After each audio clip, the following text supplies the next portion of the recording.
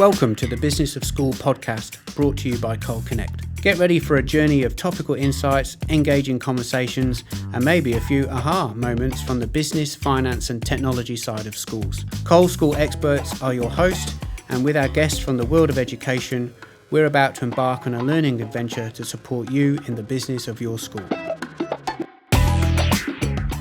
For almost 30 years, Brad has worked in accounting, finance, ICT and business management roles in a variety of corporate and not-for-profit businesses, most recently education. Brad's ability to mitigate financial, environmental and reputational risk as business director for Lutheran Education in South Australia, Northern Territory and Western Australia has kept him engaged with the education sector for the last 7 years. Brad diligently partners with their learning community's board, principal and business manager to achieve missional goals while also ensuring regulatory compliance and reporting obligations are met.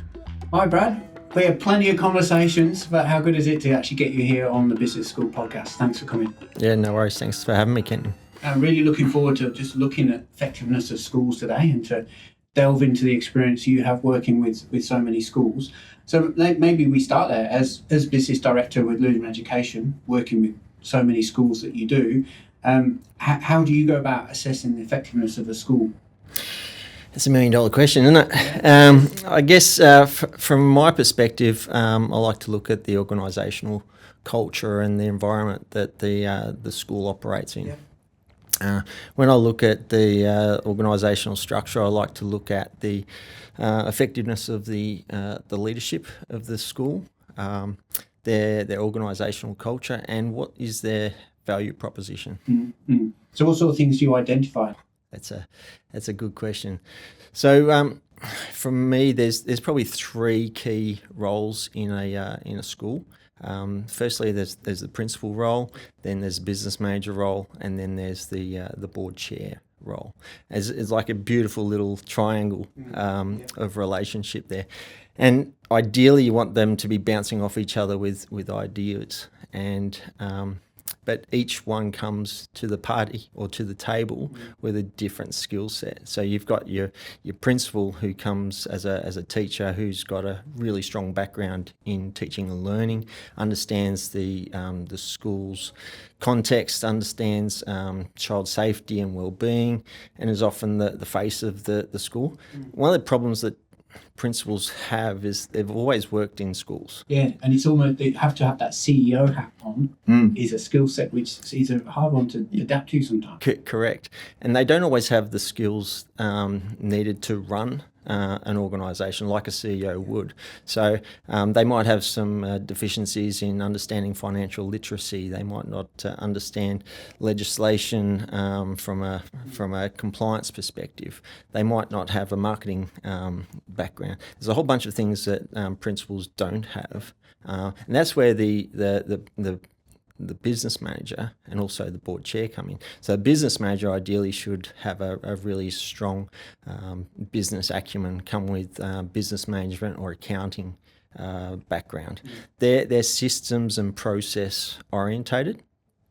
And so task driven, correct. So they know the importance of making sure that all the systems and structures are in place so that they can operate effectively. There's an element of responsibility and accountability. So things like payroll, accounts payable, those type of things have to have certain level of diligence when the business manager is processing. So it's really important. The problem with business managers is they don't always understand teachers and how they think. It's a unique challenge. That's true.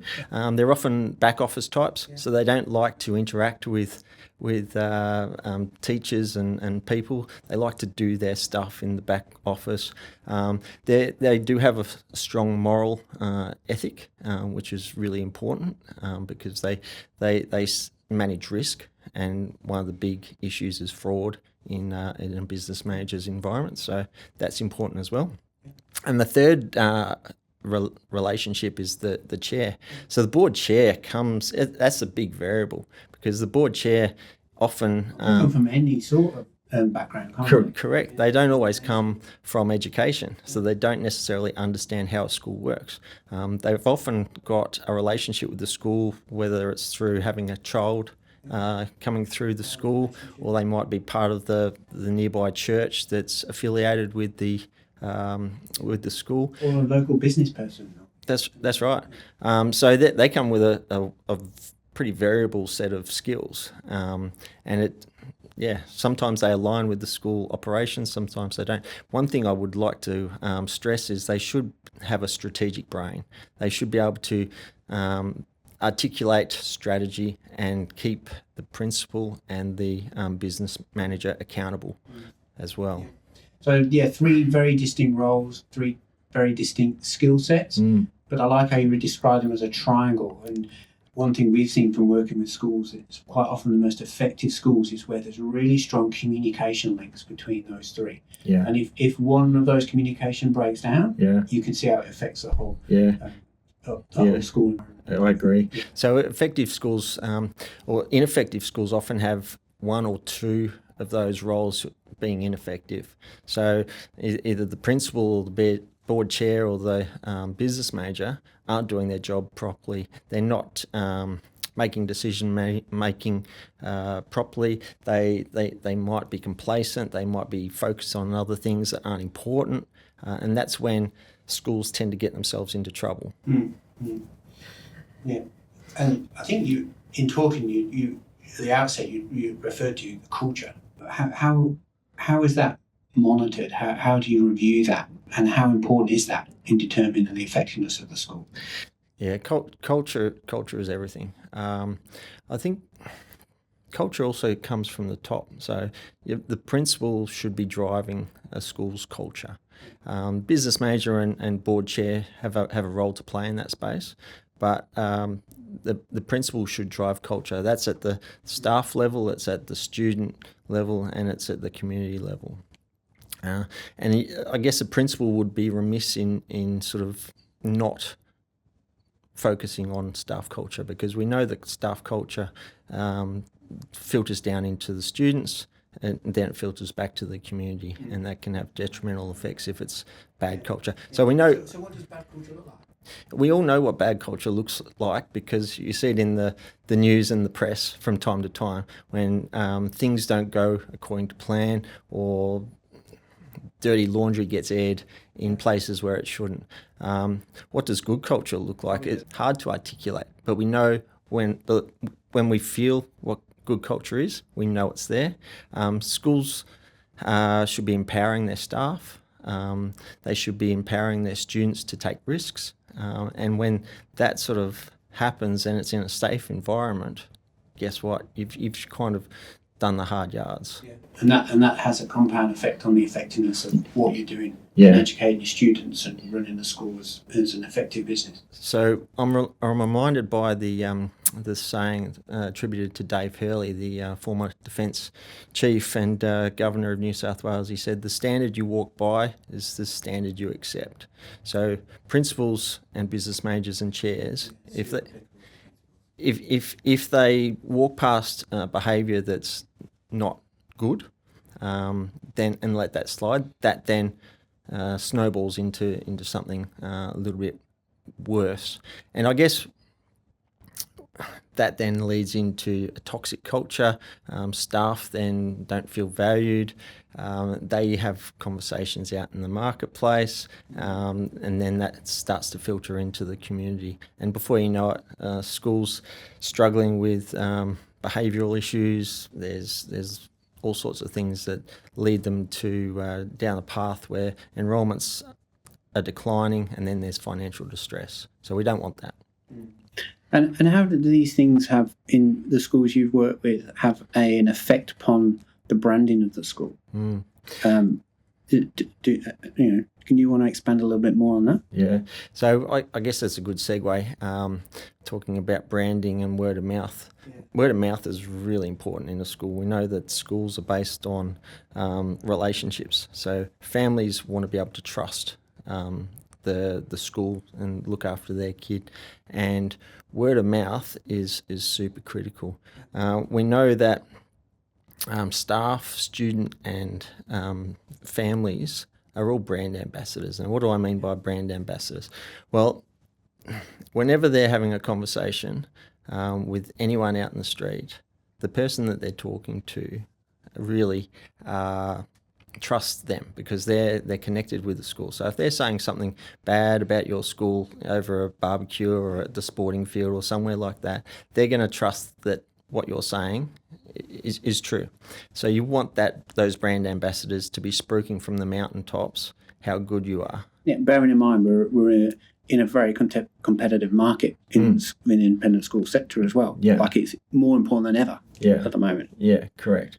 The other thing that we talk about when we're talking about branding is the value proposition.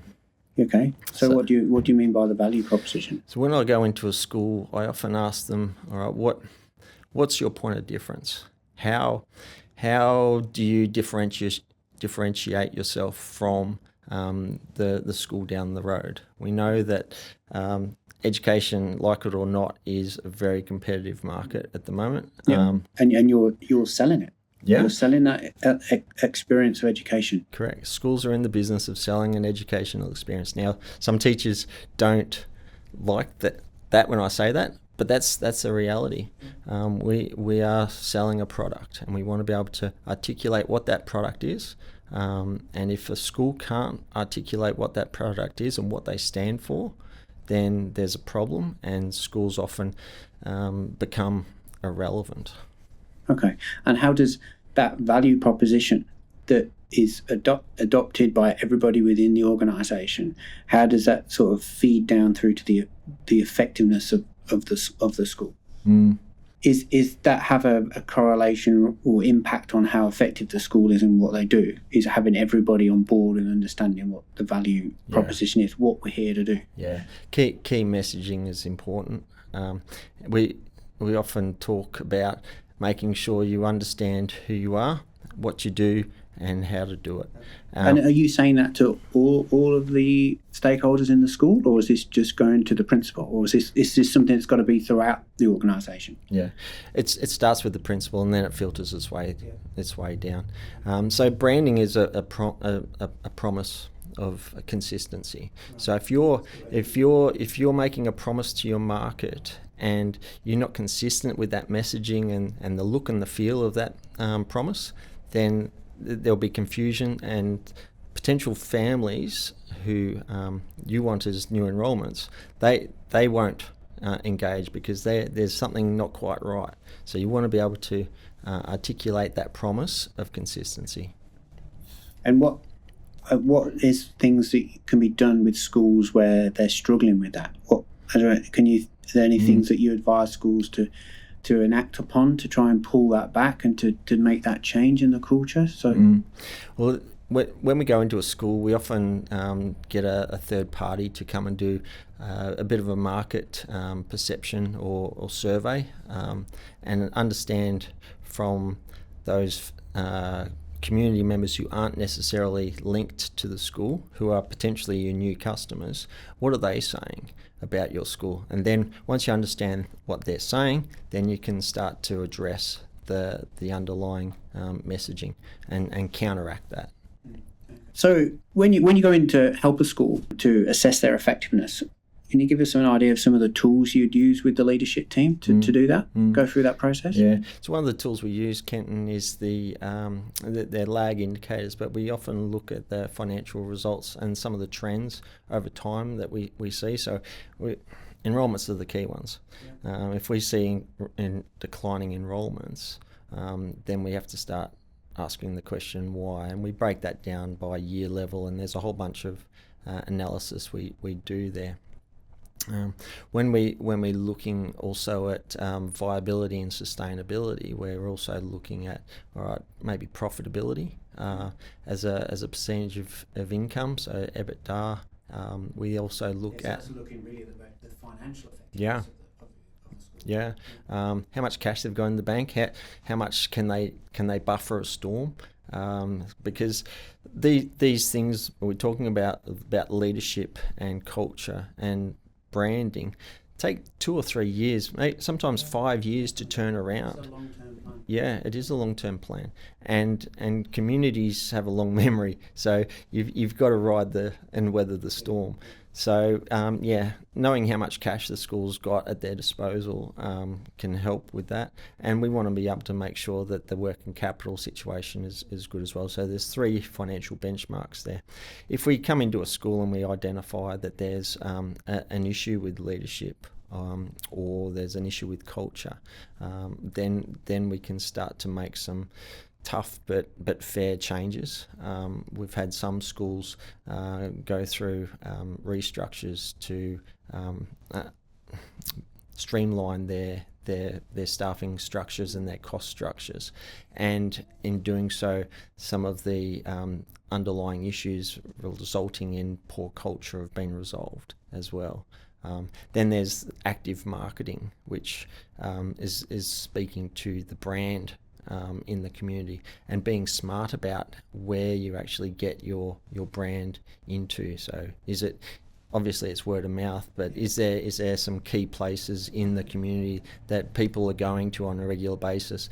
And any innovative ways that you've seen schools do that? Schools do all sorts of things. They do back of school buses and down the local shop, put in little pamphlets of events coming up, all the way through to. It's even more powerful in regional schools. Correct. Yeah, regional schools. Very close community. You've got to go back to basics, back to grassroots. Even just being visible at the local football game or netball game as a principal, that's really important. So there's lots of ways that schools can market themselves, but again, it comes back to that consistent promise of brand, of messaging. Consistency. Yeah. Yeah, so we're looking at the effectiveness of schools. We've covered quite a few varied topics that all come back down to the culture of the leadership. What do you, for those that are listening on the podcast today, like what are the key takeaways that the listeners and schools can glean from what we've discussed today? What are the most important takeaways for you? Yeah, so there's the 3. So you've got leadership. You've got that relationship between your principal, your business manager and your board chair. And they should be bouncing off each other. Get that right, and that's half the battle. It's chemistry in a test tube. You've got to get it right. Correct. And then there's the organisational culture, from the principal all the way down to the students, the staff, and the school families, the community. Everyone's got to be on board. Yep, and everyone's got to be singing from the same song sheet. And then you've got the value proposition, your brand, making sure that you promise to deliver on something and you do it. Yeah. And that's not just sitting with the marketing operatives either. And that's where a lot of people think, oh, that's enrollments, that's marketing. No, everybody's involved in this. Agree. The branding, like you said, is when you're out at the football ground, when you're at the restaurant on Friday night. It's what you're talking about in the school car park. Yeah. Everybody has an involvement in there. Correct. It's everybody's responsibility. So I think if you get those 3 things right, you're well on your way to being a successful school, and you're delivering value to your community. No, excellent. Really appreciate your insights. We know you have a lot of experience and knowledge in this, working with so many schools. So thank you for joining us today on the podcast. Thanks, Ken. Appreciate it. Thank you. And that's a wrap for this episode of the Business of School podcast. We've enjoyed the conversation today and would love to have you join us for future episodes. Please hit the subscribe button and follow the links below to find more information and resources to support you and your school team. Until next time, keep being innovative, keep being awesome, and remember, there is always opportunity to improve on the journey. Thanks for connecting.